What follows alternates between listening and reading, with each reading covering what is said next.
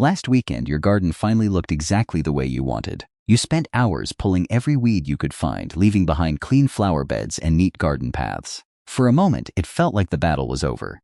Then, just a few weeks later, tiny green shoots began appearing in the very same spots.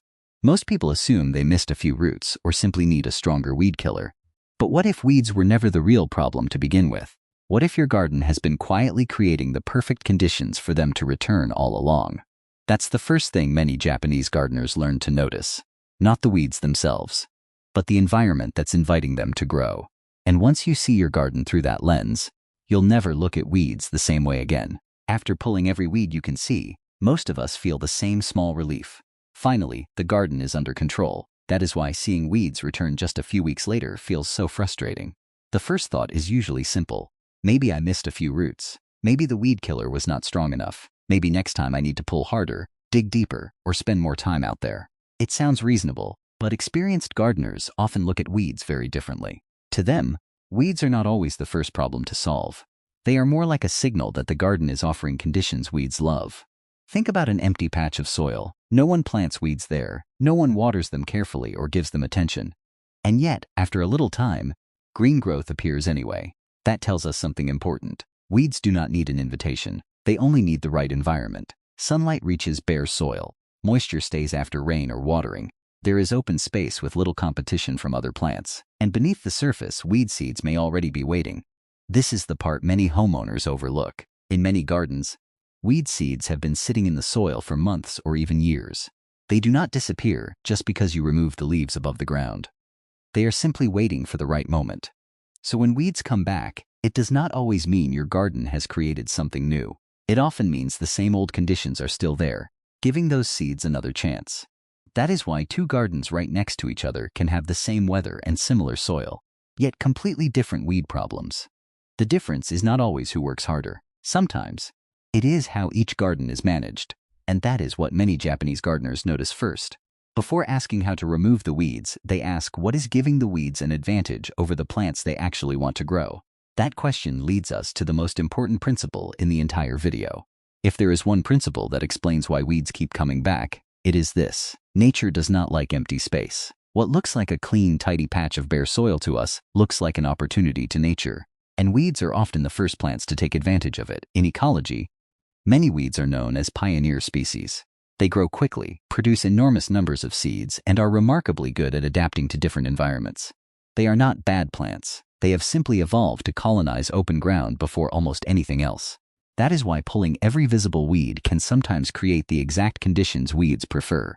Once the surface is cleared, sunlight reaches the soil more easily, temperatures change, and dormant seeds hidden beneath the surface receive the signals they need to begin germinating. Some weed seeds even rely on exposure to light before they will sprout. In other words, digging or disturbing the soil too often can unintentionally bring buried seeds closer to the surface, where they have a much better chance of growing.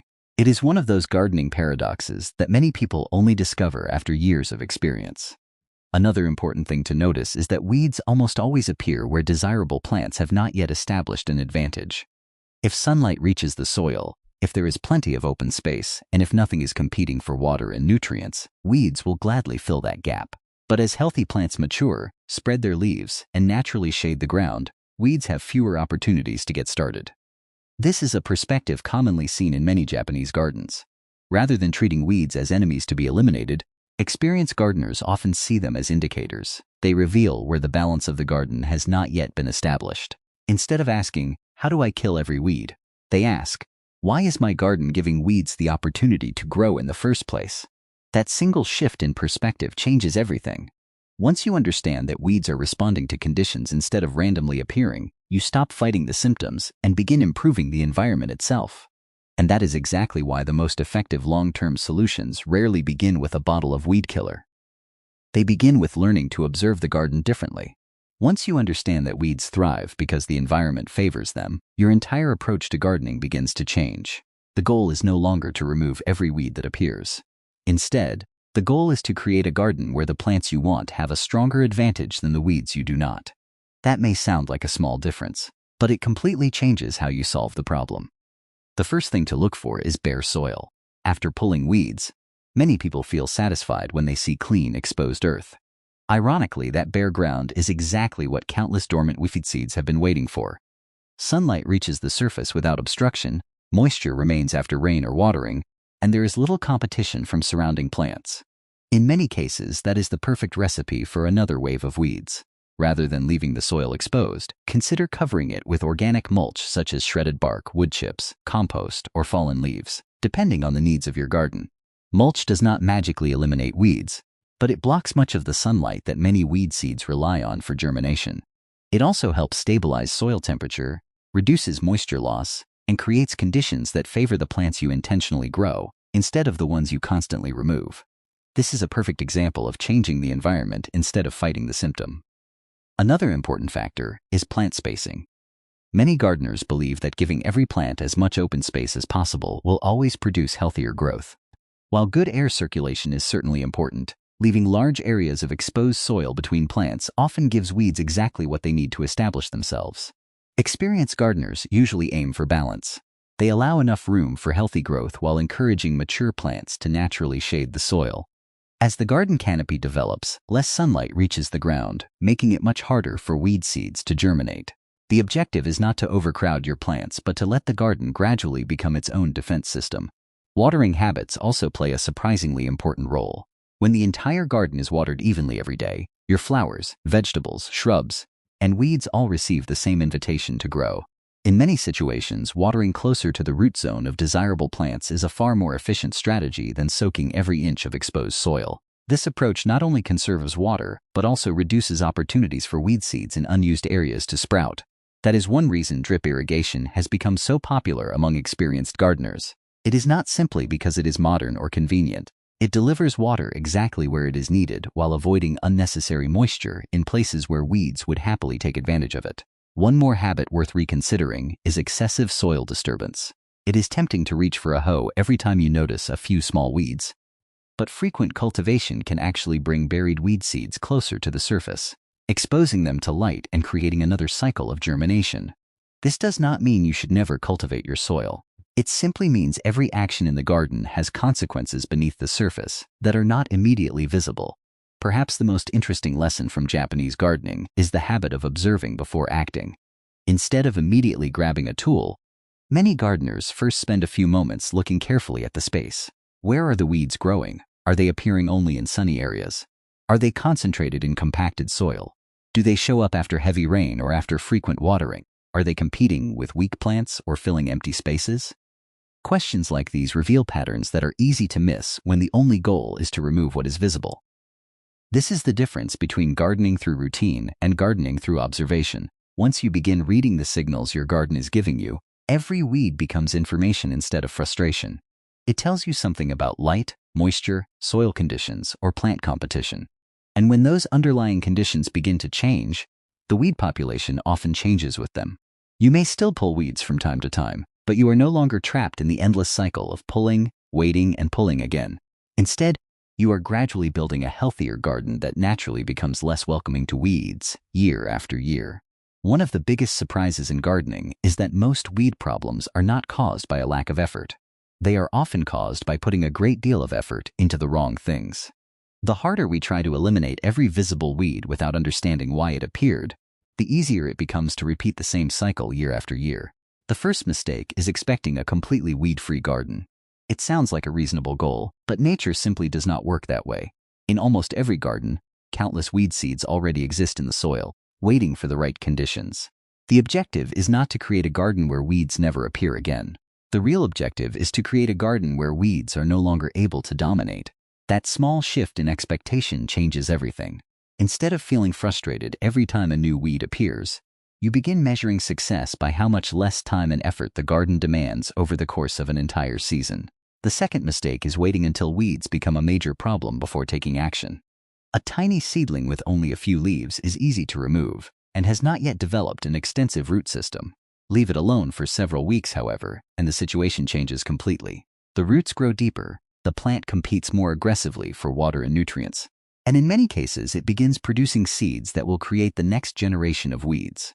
This is why experienced gardeners rarely wait for a perfect gardening day to deal with weeds. Instead, they spend just a few minutes observing their garden regularly, removing small problems before they become large ones. Another common mistake is believing that more mulch is always better. Mulch is an excellent tool, but it is not meant to be piled on endlessly. A layer that is too thick can trap excessive moisture, reduce air circulation around certain plants, and sometimes create conditions that are less favorable for healthy root growth. Like many things in gardening, success comes from balance rather than extremes. The goal is to protect the soil, not to smother it. One more mistake is treating weed killers as the first solution instead of the last. There are situations where herbicides are useful and appropriate when used correctly and responsibly. But if you find yourself relying on them year after year while the weeds continue to return, it is worth asking a different question. Has anything in the garden actually changed? Has the amount of bare soil decreased? Has plant coverage improved? Has watering become more targeted? Has the environment become less inviting for weeds? If the answer is no, then removing the weeds you see today will not prevent the next generation from appearing tomorrow. The final mistake, and perhaps the most important one, is focusing on individual weeds instead of the garden as a whole. When an experienced gardener walks through a landscape, they often notice sunlight, soil moisture, plant health, drainage, and empty spaces before they notice the weeds themselves. They understand that weeds are only one small part of a much larger system. Change the system, and the weeds often change as well. That is the heart of the Japanese approach we have been exploring throughout this video. Rather than fighting nature, it works with nature. Instead of asking how to win another battle against weeds, it asks how to build a garden where weeds gradually lose their advantage on their own. Once you begin thinking this way, you stop spending all your energy reacting to problems and start creating conditions where fewer problems appear in the first place. The most valuable part of this way of thinking is that it extends far beyond weeds. Once you begin looking at your garden through the lens of conditions instead of symptoms, you start noticing the same pattern almost everywhere. The next time you walk through your yard, try leaving your tools behind for a few minutes. Instead of asking yourself what needs to be pulled, ask yourself what the garden is trying to tell you. Walk slowly. Notice which areas stay damp long after the rest of the garden has dried. Look for places where the soil is always exposed to direct sunlight. Pay attention to plants that seem weak compared to those growing only a few feet away. Observe where weeds appear repeatedly and where they rarely grow at all. Before long, you will begin seeing patterns that were always there, but were easy to overlook. You may discover that weeds consistently appear along the edge of a flower bed because sunlight reaches the soil throughout the day. Perhaps they gather around young shrubs that have not yet grown large enough to shade the ground. Or maybe they thrive in areas where foot traffic has compacted the soil and left desirable plants struggling to establish themselves. These observations are far more valuable than simply knowing the name of another weed or buying another gardening product. They help you understand why your garden behaves the way it does. One simple habit can completely change the way you care for your landscape. Spend just 5 or 10 minutes each week observing before doing any work. Resist the urge to grab a shovel, a hoe, or a spray bottle immediately. Instead, ask one simple question: what has changed since last week? That question shifts your attention from reacting to planning. Small weed seedlings become easy to remove before they spread. Areas that repeatedly develop the same problem become obvious. Over time, you begin making decisions based on patterns instead of frustration. This same mindset applies throughout the home as well. In the bathroom, you look for what creates excess moisture instead of constantly scrubbing mold. In the kitchen, you ask why grease keeps building up instead of simply wiping the countertop more often. Around wooden furniture, you notice where sunlight and humidity slowly cause damage instead of waiting until repairs become necessary. And in the garden, you stop asking how to kill every weed and start asking why the garden continues to welcome them. That is the true value of preventive maintenance.